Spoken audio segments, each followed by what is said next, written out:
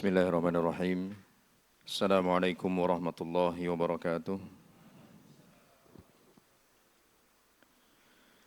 Alhamdulillahi rabbil alamin wassalatu wassalamu ala khairil anbiya'i wal mursalin wa ala alihi wa sahbihi ajma'in wa ala man sara ala nahjihi ila yaumiddin. Allahumma 'allimna ma yanfa'una wanfa'na bima 'allamtana wa zidna 'ilman ya rabbal alamin. رب اشرح لي صدري ويسر لي أمري واحلل عقدة من لساني يفقه قولي أما بعد فإن أصدق الحديث كتاب الله وخير الهدي هدي محمد صلى الله عليه وسلم وشر الأمور محدثاتها فإن كل محدثة بدعة وكل بدعة ضلالة وكل ضلالة في النار. Jamaah rahimani Allah wa iyyakum. Insyaallah kita akan melanjutkan lagi kajian kita dengan kitab Syarah Aqidah Ahlussunnah wal Jamaah pada halaman 135. Halaman 135. Kita hari ini di paragraf yang terakhir. Pada pertemuan yang sebelumnya kita sampai pada penjelasan firman Allah di surah Ali Imran ayat 18. Syahidallahu annahu la ilaha illa huwa wal malaikatu wa ulul ilmi qa'iman bil qisti la ilaha illa huwal azizul hakim. Ini yang terakhir kita bahas di pertemuan yang sebelumnya. Kita lanjutkan pada paragraf berikutnya. Beliau rahimahullah berkata, Allah Subhanahu wa taala berfirman mengenai Latta, Uzza, Manat yang disebut sebagai Tuhan oleh kaum musyrikin. Latta bisa dibaca dengan tasdid, Latta. Bisa juga dibaca tanpa tasdid, Lata. Kalau dibaca dengan tasdid, Lata, dengan tasdid atau T-nya 2 berarti, itu berarti berasal dari nama berhala mereka, di mana dulunya ada orang baik.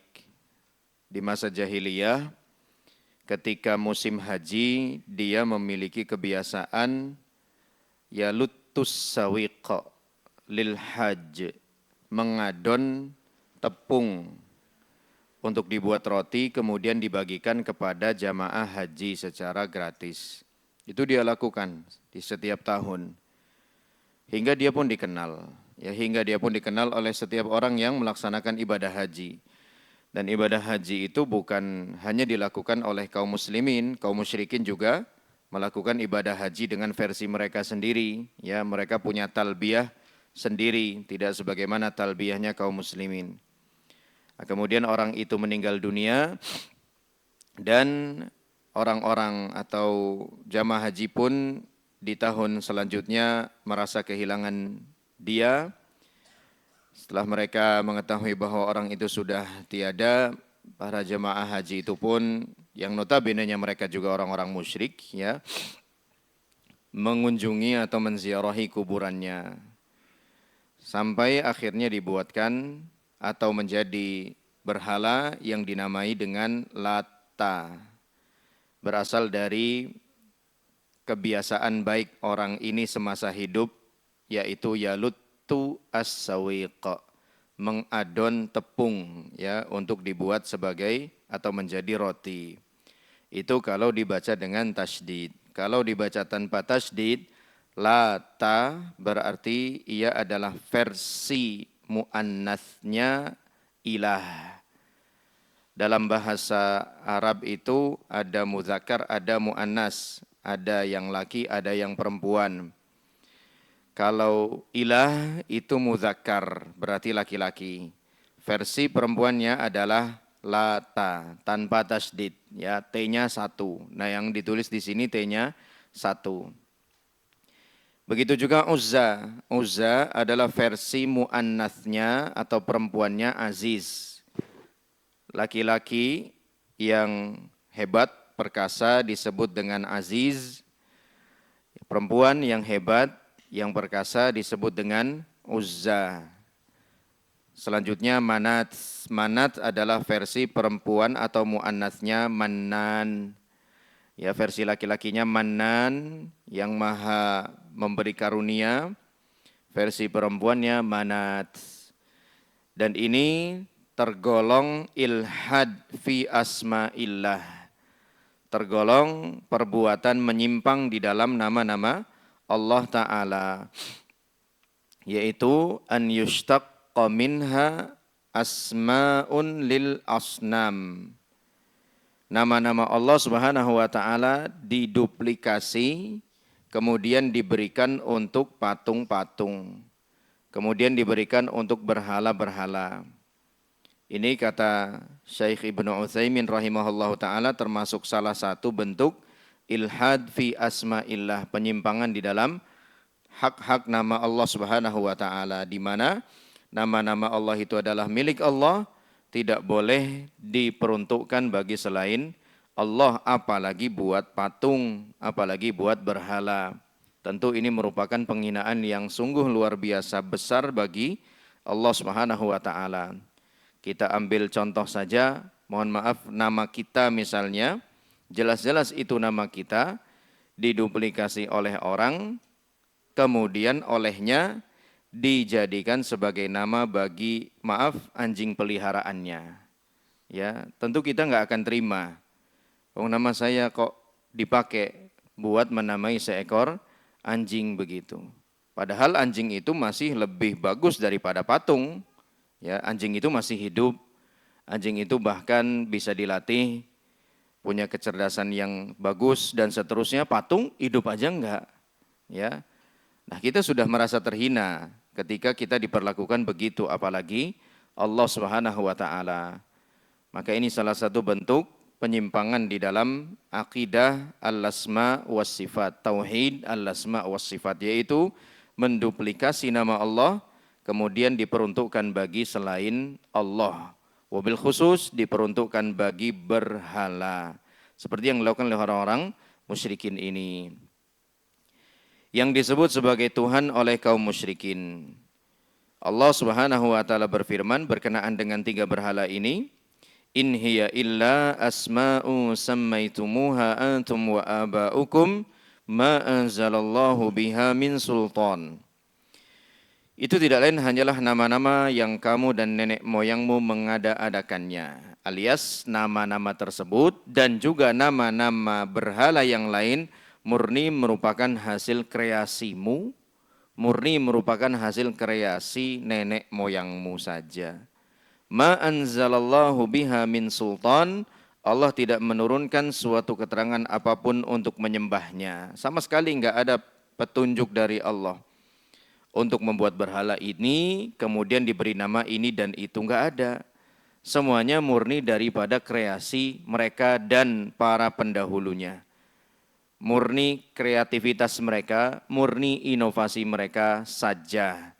Dan tentu agama atau keyakinan tidak bisa dibangun di atas kreativitas, tidak bisa dibangun di atas inovasi, tidak bisa dibangun di atas kreasi, nggak bisa. Kalau dibangun di atas semua itu, nanti masing-masing orang punya agama dengan versinya sendiri-sendiri, atau punya Islam dengan versinya sendiri-sendiri. Ya, tidak bisa semuanya harus berdasar keterangan yang pasti, yang resmi dari Allah Subhanahu wa taala. Syekh Abdul Rahman bin Nasir As-Sa'di rahimahullahu taala menjelaskan ayat ini, beliau berkata fiha inkarun minallah alaihim. Di dalam ayat ini ada pengingkaran dari Allah terhadap orang-orang musyrik. Apa yang sedang Allah ingkari terhadap orang-orang musyrik itu? Fima btada'uhu wa fima ahdathuhu minal kadhib wal iftira wal kufur min ibadatil asnam, yaitu perbuatan yang diada-adakan oleh mereka, oleh kaum musyrikin itu, berupa kebohongan, berupa juga kekufuran dalam bentuk peribadatan terhadap berhala. Wa tasmiyataha alihah. Allah juga mengingkari penyebutan orang-orang musyrikin bahwa berhala-berhala itu adalah sesembahan. Diingkari oleh Allah Subhanahu wa taala. Ya, tidak benar seperti ini kata Allah. Allah tidak pernah memberikan petunjuk untuk melakukan apa yang mereka lakukan. Membuat patung, kemudian memberikannya nama, kemudian menyembahnya, mengibadahinya, mengagung-agungkannya. Sama sekali nggak pernah ada arahan dari Allah Subhanahu wa Ta'ala. Ya. Maka ini murni merupakan perbuatan mereka, dan ayat ini sekaligus menjadi dalil betapa buruknya perbuatan ihdatsy atau bid'ah alias mengada-ada. Apa yang dilakukan oleh orang-orang musyrikun itu kan jelas mengada-ada. Karena di akhir ayat Allah mengatakan ma anzalallahu biha min sultan. Allah Subhanahu wa taala tidak pernah menurunkan satu keterangan pun dari apa yang mereka lakukan. Membuat patung itu, memberinya nama, mengibadahinya, enggak ada keterangan dari Allah, enggak ada arahan dari Allah. Alias semua itu murni sikap mengada-ada. Dan sikap mengada-ada ini kita lebih kenal dengan istilah bid'ah. Yang kemudian para ulama menjelaskan bid'ah itu ada yang mukaffirah, ada yang ghairu mukaffirah. Ada yang bisa menyebabkan pelakunya keluar dari Islam. Contohnya seperti ini, bid'ahnya orang-orang musyrik. Ada juga bid'ah yang tidak sampai mengeluarkan pelakunya dari Islam. Jadi bisa kita katakan setiap kesyirikan adalah kebid'ahan, sudah pasti. Karena Allah mengatakan ma anzalallahu biha min sultan. Sekali lagi setiap kesyirikan pasti merupakan kebid'ahan. Tetapi kebid'ahan belum tentu semuanya sampai pada derajat kesyirikan. Ada yang iya, ada yang enggak. Ada yang sampai, ada yang tidak sampai berdasarkan firman Allah ma anzalallahu biha min sultan. Itu poin pertama. Ya, atau faedah pertama. Kedua afwan, yang pertama tadi Allah mengingkari perbuatan mereka ini. Yang kedua, ayat ini menjelaskan betapa buruknya sikap mengada-ada alias sikap bid'ah. Kemudian faedah yang ketiga dari ayat yang sama juga, bahwa agama, keyakinan, ibadah itu harus dibangun di atas keterangan. Harus dibangun di atas keterangan. Karena di sini Allah menafikan yang mereka lakukan itu enggak ada keterangannya. Berarti kalau mau melakukan sesuatu harus ada keterangannya dari Allah Subhanahu wa taala. Ya, berarti kalau mau melakukan sesuatu yang dianggap diyakini sebagai ibadah, yang diyakini sebagai bagian dari agama, harus ada sultannya. Sultan dalam hal ini ditafsirkan sebagai keterangan. Ya, ma anzalallahu biha min sultan. Dan ini seringkali Allah Subhanahu wa taala sampaikan tentang atau ketika menjelaskan batilnya perbuatan kesyirikan. Ma anzalallahu biha min sultan, ma anzalallahu biha min sultan. Enggak ada keterangan sama sekali dari Allah. Berarti kalau mau melakukan sesuatu yang diyakini sebagai agama atau ibadah, harus ada sultannya alias harus ada keterangannya. Selanjutnya di halaman 136, penulis rahimahullah berkata, segala sesuatu yang disembah selain Allah adalah batil. Walaupun disebut sebagai Tuhan. Walaupun disebut sebagai sesembahan, tapi sesembahan yang batil. Berdasar pada firman Allah di surah Al-Hajj ayat 62.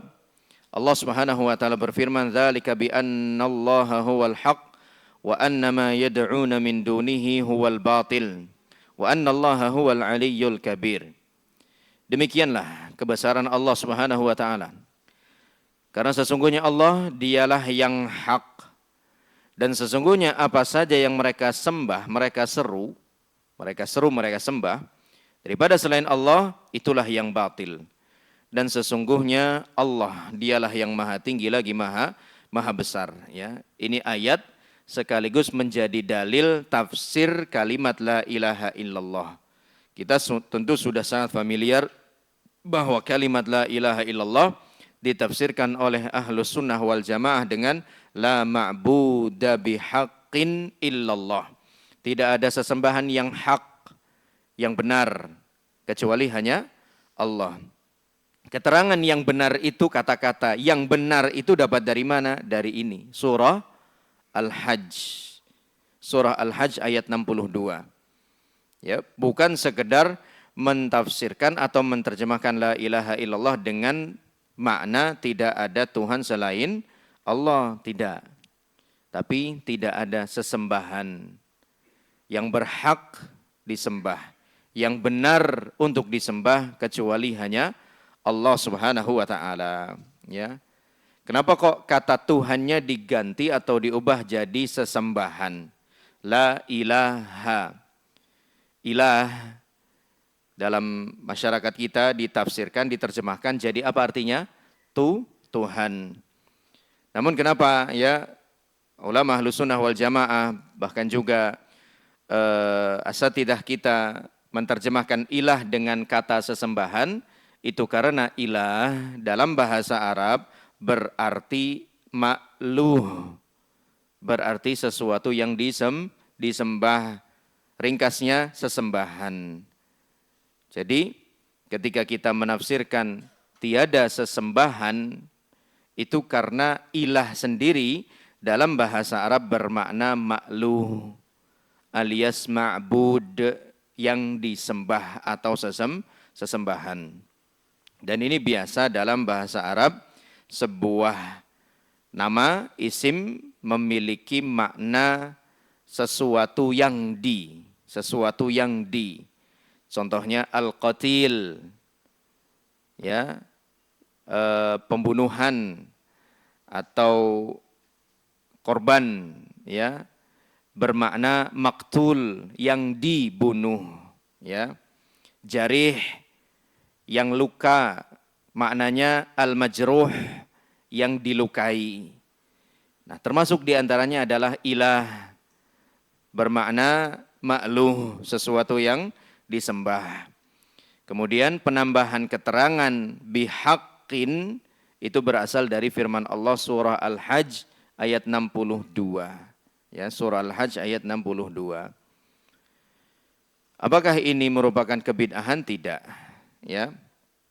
Karena sesungguhnya pemahaman semacam ini sudah difahami sejak zaman Nabi Shallallahu Alaihi Wasallam. Ya. Oleh karenanya orang-orang musyrikun menolak untuk mengucapkan la ilaha illallah.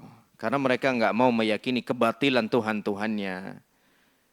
Buktinya mereka masih terus kekeh mengibadahi Tuhan-Tuhannya itu, sesembahan-sesembahannya itu yang berupa berhala, Syekh Abdul Rahman bin Nasir As-Sa'di kembali mengatakan berkenaan dengan tafsir suratul Hajj ayat 62 ini. Dzalika alladzi bayyana lakum min 'azamatihi wa sifatihi. Yang demikian maksudnya adalah kebesaran dan keagungan yang Allah Subhanahu wa taala jelaskan bagi kalian di ayat sebelumnya. Ma bayyana adalah apa yang Allah jelaskan, adalah apa yang menjelaskan bi annallaha huwal haq. Dialah Allah sesembahan yang benar. Jadi kalau kita mundur satu ayat aja, ayat 61, kita akan jumpai di sana Allah sedang bercerita tentang kemahakuasaannya, tentang keagungannya. Baru disambung di ayat 62 ini, dialah Allah yang maha benar. Benar dalam apanya? Fi dzatihi wa fi sifatihi, dalam zatnya dan dalam sifatnya. Wa dinihi haqqun, wa dinuhu haqqun, agamanya juga benar. Wa rusuluhu haqqun, dan para utusannya juga benar. Wa wa'duhu haqqun, janjinya juga benar. Wa wa'iduhu haqqun, ancamannya juga benar. Wa ibadatuhu hiyal haqq, dan beribadah kepadanya itulah yang benar. Ya, jadi segala hal yang berkaitan dengan Allah dialah yang benar. Wa annama yad'una min dunihi huwal batil, dan segala hal yang disembah dari selain Allah adalah yang batil. Apanya yang batil? Fi dzatihi wa fi sifatihi, dalam zatnya, dalam sifatnya. Falaula ijadullahi lahu lama wujid. Kalau bukan Allah yang membuat berhala-berhala itu ada, tentu berhala itu tidak akan ada. Ya. Falaula ijadullahi lahu ma wujid, lama wujid. Seandainya bukan Allah yang membuat mereka ada, tentu mereka enggak akan ada di dunia ini. Walaula imdaduhu lama baqi. Kalau bukan karena Allah yang membiarkan mereka terus ada, mereka tidak akan terus ada. Pasti akan hancur, pasti akan hilang. fa idza kana batilan kanat ibadatuhu abtala wa abtal. Jika berhala-berhala itu saja sudah batil, maka beribadah kepadanya adalah hal yang sangat batil, hal yang sangat tidak bisa diterima sama sekali, baik secara syar'i ataupun secara akli. Selanjutnya beliau berkata, Allah Subhanahu wa taala juga berfirman tentang Nabi Yusuf alaihissalam yang berkata kepada dua temannya di penjara, sesama orang yang ditahan di penjara, ya sahibayis sijni a'arbabum mutafarriqun khairun amillahul wahidul qahhar. Wahai kedua penghuni penjara, apakah atau manakah yang lebih baik? Arbab, arbab jamak dari kata Rabb, artinya ilah-ilah, sesembahan-sesembahan. Apakah atau manakah yang lebih baik? Ilah-ilah yang beraneka ragam itukah? Ataukah Allah yang Maha Esa lagi Maha Perkasa? Pertanyaan yang harusnya langsung membuat orang musyrik tersadarkan. Ya, harusnya disodori kenyataan, disodori sebuah fakta. Ada dua opsi nih. Opsi pertama, Allah Al-Wahidul Qahhar, yang Maha Esa lagi Maha Perkasa. Opsi keduanya, Tuhan yang beraneka ragam ini. Yang mana jangankan Esa dan Perkasa, beraneka ragam kan berarti sudah enggak Esa. Perkasa apalagi, wong hidup saja tidak. Disodori sebuah fakta oleh Nabi Yusuf alaihissalam. Dan tentu hal semacam ini tidak sulit untuk dijawab, mana yang lebih baik. Apakah Allah yang Maha Esa lagi Maha Perkasa, ataukah Tuhan-Tuhan sesembahan-sesembahan yang beraneka ragam ini, yang bermacam-macam ini, yang tidak Esa ini, yang tidak memiliki kekuatan kemahakuasaan sama sekali ini? Tentu jawabannya adalah Allah Subhanahu wa taala. Ya. Kemudian beliau mengatakan lagi, ini fakta pertamanya yang sedang disodori oleh Nabi Yusuf alaihissalam, yang sedang disajikan oleh Nabi Yusuf alaihissalam kepada dua kawan di tahanan tersebut. Ma ta'buduna min dunillah illa asma'an sammaitumuha antum wa aba'ukum ma anzalallahu biha min sultan. Sama kayak tadi, ya. Tidaklah apa yang kamu sembah daripada selain Allah, melainkan hanya nama-nama yang kamu dan nenek moyangmu membuat-buatnya. Murni hanya kamu dan nenek moyangmu yang membuat-buatnya, mengada-adakannya. Ma anzalallahu biha min sultan, Allah tidak menurunkan sesuatu keterangan pun tentang nama-nama itu. Ya.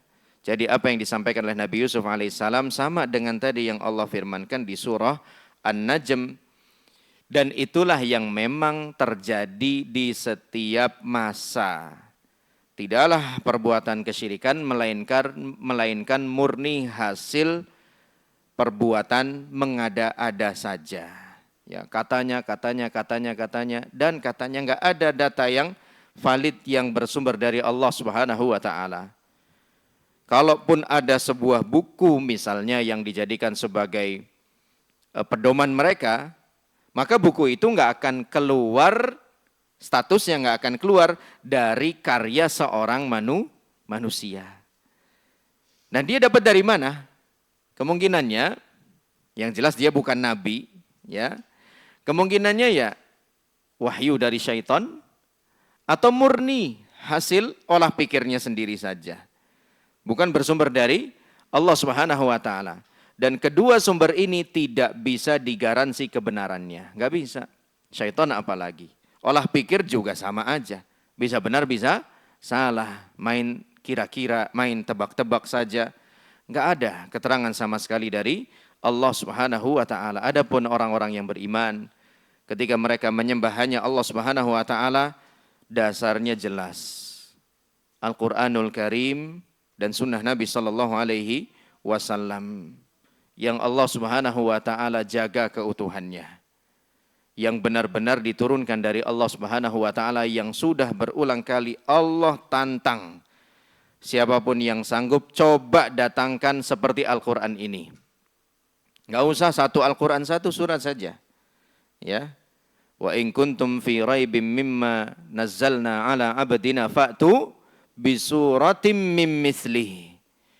Kalau kamu ragu akan kebenaran yang kami turunkan secara bertahap kepada hamba kami ini, Nabi Muhammad SAW, yaitu Al-Quran, fa'tu bisuratim mim mislihi. Coba datangkan satu surat saja yang sebanding, selevel dengan surat yang ada di dalam Al-Quran. Coba silahkan. Wadu'u syuhada'akum. Kalau kamu ngerasa nggak sanggup sendiri, ajak orang yang kamu anggap sanggup. Ajak. Ya. In kuntum shadiqin. Kalau memang kamu benar dalam keraguanmu itu. Fa illam taf'alu walan taf'alu. Kalau kamu nggak bisa melakukannya dan kamu nggak akan bisa melakukannya, fattaqun nar allati uiddat lil kafirin. Maka takutlah terhadap neraka yang telah dipersiapkan bagi orang-orang yang kafir. Enggak bisa, ya.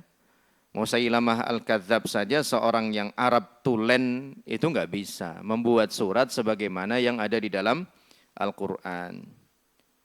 Yang kemudian disebut oleh saudaranya sendiri, wallahi inni la a'lamu anna Muhammadan la shadiq wa innaka lakadzib. Ya, demi Allah aku benar-benar tahu bahwa Muhammad itu yang benar, kamulah yang bohong. Setelah saudara sepupunya ini mendengarkan surat yang dibuat-buat oleh Musailamah, ya, wal fil wa ma adraka mal fil anfuhu tawil batnuhu kabir, ya, zailuhu qasir, gajah. Tahukah kamu gajah? Perutnya besar, belalainya panjang, ekornya pendek. Tanpa surat pun kita juga udah tahu, ya. Tanpa surat kita juga udah tahu. Makanya langsung dibilang begitu sama sepupunya tadi. Ini bukan dari Allah, ini kamu sendiri yang bikin-bikin. Ini kamu sendiri yang buat-buat. Ya. Pengen menandingi firman Allah, alam tara kaifa fa'ala rabbuka bi ashabil fil. Alam yaj'al kaidahum fi tadlil wa arsala alaihim tayran ababil tarmihim bihijaratin min sijil faja'alahum ka'asfim ma'kul. Lihat akhir ayatnya il semua. Minimal lam semuanya. Ya. Padahal bercerita yang beda-beda. Ya. Walaupun temanya masih sama tapi bercerita ke sana kemari. Tidakkah kamu melihat apa yang Allah lakukan terhadap tentara gajah itu? Ya. Tidakkah kamu melihat juga bahwa Allah membuat usaha mereka dalam kekacauan, kegagalan, ya, dan seterusnya.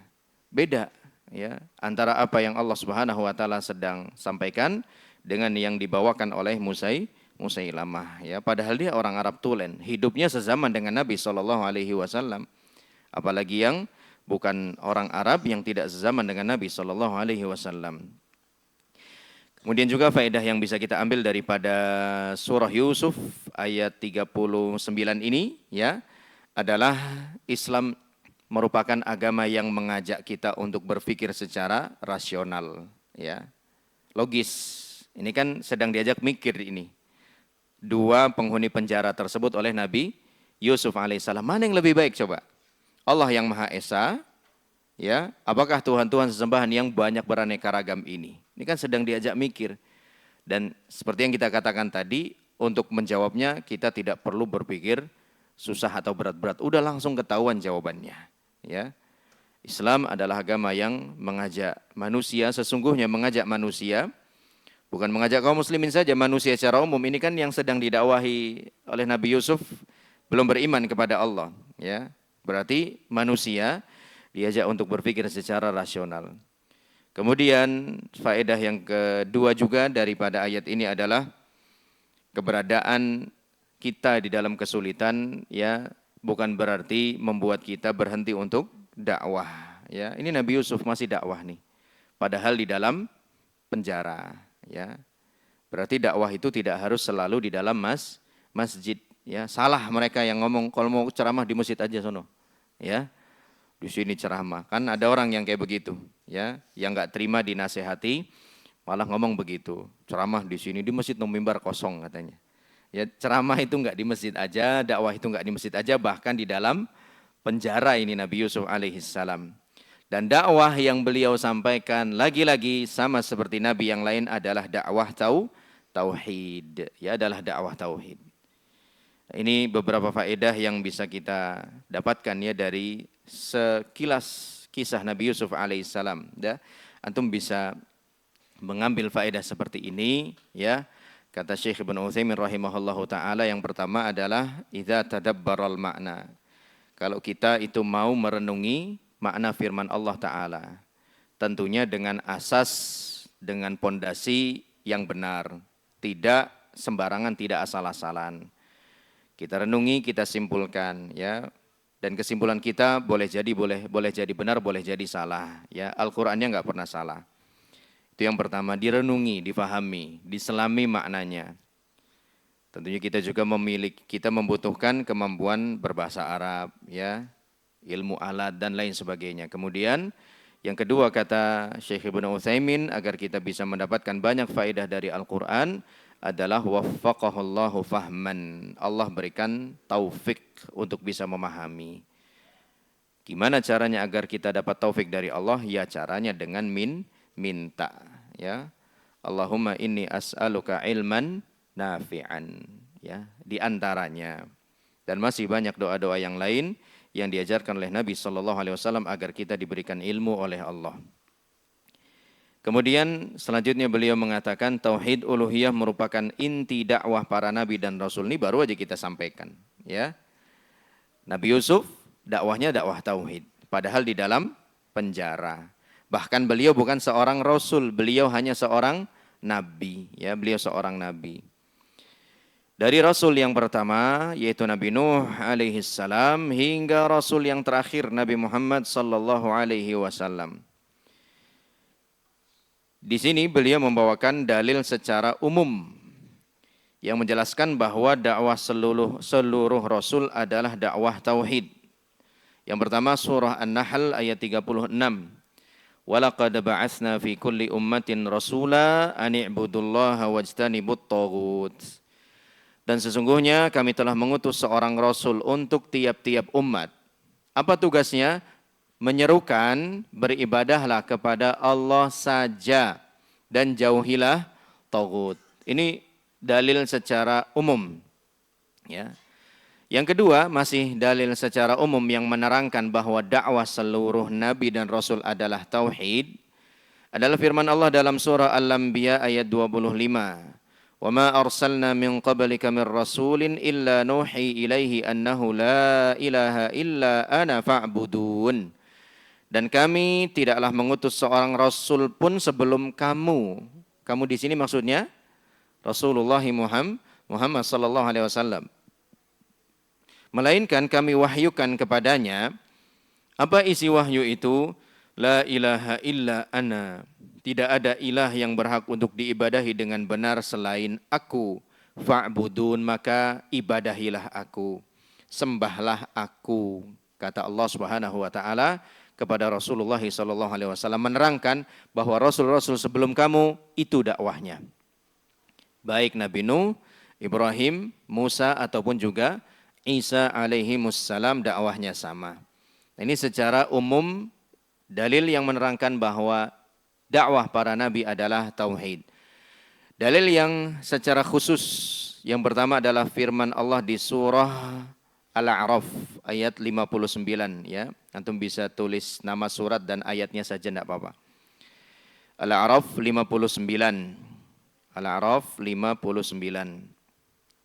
Allah berfirman, laqad arsalna Nuhan ila qaumihi faqala ya qaumi ibudullaha ma lakum min ilahin ghairuh. Sungguh kami telah mengutus Nuh alaihi salam kepada kaumnya. Ia berkata, wahai kaumku, sembahlah Allah saja. Ini perkataannya Nabi Nuh alaihi salam, Al-A'raf 59.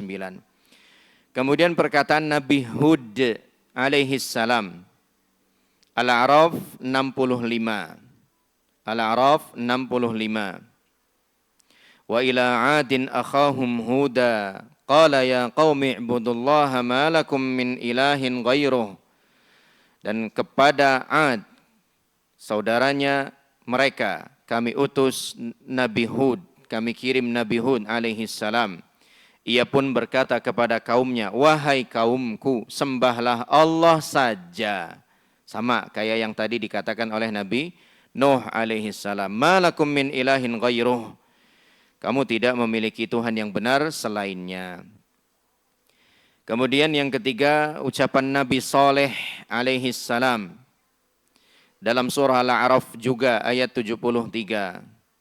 Wa ila Thamud akhahum Salihah. Nabi Saleh berkata, qala ya qaumi ibudullaha ma lakum min ilahin ghairuh.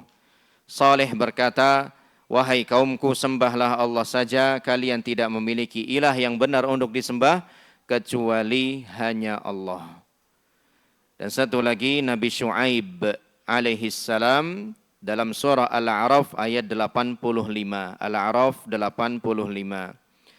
Qala ya qaumi ibudullaha ma lakum min ilahin ghairuh. Sama Nabi Syuaib juga mengatakan, wahai kaumku, sembahlah Allah saja, kalian tidak memiliki ilah yang benar untuk disembah selainnya, selain Allah. Nah, ini sebagian dalil-dalil yang secara khusus menerangkan dakwahnya para nabi adalah dakwah tauhid. Adapun secara umum yang dicantumkan oleh penulis di sini, ya, seluruh nabi tanpa disebutkan siapa nabi itu, siapa rasul itu, ya. Dalam surah An-Nahl 36 dan surah Al-Anbiya ayat 25. Semua rasul alaihi wassalatu wassalam memulai dakwah mereka kepada kaumnya dengan tauhid uluhiyah, agar kaum mereka beribadah dengan benar hanya kepada Allah saja. Kenapa dimulai dengan tauhid uluhiyah? Karena tauhid rububiyah mereka enggak ada penyimpangan. Mereka meyakini Allah lah yang mencipta, Allah lah yang menghidupkan, mengatur dan seterusnya, sehingga tidak dibenahi di sisi itu. Yang benar-benar menjadi fokus dakwah para nabi adalah sisi tauhidul uluhiyah, tauhidul ibadah. Seluruh Rasul alaihi wassalam berkata kepada kaumnya agar beribadah hanya kepada Allah saja, agar mereka mengikhlaskan, memurnikan ibadah hanya kepada Allah saja, tidak boleh menyekutukan Allah dengan sesuatu apapun juga. Sebagaimana Allah berfirman, fa arsalna fihim rasulan minhum an i'budullaha ma lakum min ilahin ghairuh afala tattaqun. Lalu kami utus kepada mereka seorang rasul dari kalangan mereka sendiri. Nah, ini rasul itu dari kalangannya sendiri. Termasuk rasul kita Rasulullah Muhammad sallallahu alaihi wasallam, dari bangsa beliau sendiri, bukan dari luar, ya. Laqad ja'akum rasulun min anfusikum. Ya, kata Allah, sungguh telah datang seorang rasul dari kalangan kalian sendiri. Dalam ayat yang lain Allah mengatakan wa ma sahibukum bimajnun, dan teman kalian itu bukanlah orang gila. Teman kalian, padahal kalian di sini maksudnya para sahabat atau orang-orang musyrikin? Orang-orang musyrikin. Yang nuduh Nabi gila para sahabat atau orang musyrikin? Orang musyrikin, ya. Makanya Allah bilang teman kalian. Kalian di sini maksudnya yang sedang diajak bicara oleh Allah adalah musyrikin jahiliyah. Teman kalian ini, yaitu Nabi Muhammad SAW, bukanlah orang gila. Berarti Nabi Muhammad berasal dari mereka sendiri atau orang luar yang datang ke tengah-tengah mereka? Orang berasal dari mereka sendiri. Ya, sampai Allah sebut Nabi Muhammad adalah teman bagi kalian. Maksudnya bukan orang asing bagi kalian. Dia itu orang asli dari kalian, lahir di tengah-tengah kalian. Kalian juga sebenarnya tahu dia ini orang gila atau tidak gila, kalian tahu. Ya, nah, semua rasul itu berasal dari kaumnya sendiri, ya, dari kaumnya sendiri. Dan ini merupakan kenikmatan yang besar dari Allah Subhanahu wa taala, ya. Pertama dari kaum sendiri, kemudian juga dari bangsa manusia itu sendiri. Allah tidak utus rasul itu dari bangsa jin, hingga kita pun tidak bisa berbuat apa-apa, interaksi dan lain sebagainya, atau malaikat, atau makhluk khusus yang baru, sehingga tidak mengalami apa yang dialami oleh manusia. Ya, itu semua merupakan karunia Allah Ta'ala. Apa yang mereka katakan? Ani'budullaha ma lakum min ilahin ghairuh, Hendaklah kalian beribadah kepada Allah saja, tiada ilah sesembahan yang berhak diibadahi dengan benar selain Allah, maka mengapa kamu tidak bertakwa kepadanya? Orang-orang yang musyrik tetap saja mengingkarinya. Mereka masih saja menyembah sesembahan selain Allah. Mereka menyembah dan meminta bantuan pertolongan kepada ilah-ilah dengan menyekutukan Allah Subhanahu wa taala. Ya, ada yang menerima, ada yang mengabaikan. Wallahu alam bisawab. Sudah ini masih. Sampai di sini kajian kita kesempatan hari ini. Insyaallah kita lanjutkan pada pertemuan yang akan datang. Hadanallahu wa iyyakum ajmain. Subhanakallahumma bihamdika asyhadu an la ilaha illa anta astaghfiruka wa atubu ilaik. Billahi taufik wal hidayah. Wassalamualaikum warahmatullahi wabarakatuh.